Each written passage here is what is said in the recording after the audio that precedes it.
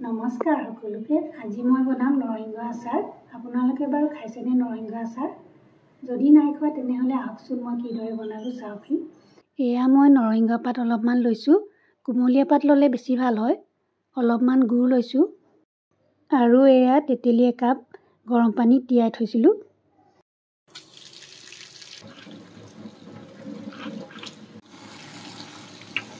নৰসিংহ পাতখিনি ধোৱাৰ পাছত মিক্সিত গ্ৰাইণ্ড কৰি ল'ম।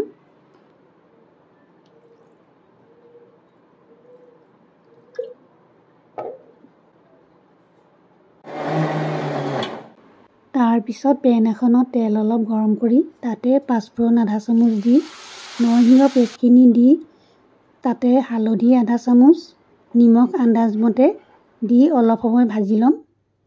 ভজাৰ পিছত তেতেলীখিনি দি আৰু অলপ সময় ভাজি গুড় আন্দাজমতে দি অলপ সময় ৰাখি গুড় গলি গ'লে তাতে আচাৰত দিয়া মছলাখিনি দি আৰু জলকীয়া গুড়ি দি নমাই থ'ম। আৰু ঠাণ্ডা হ'লে শুকাই থোৱা বটল এটাত ভৰাই থ'ম।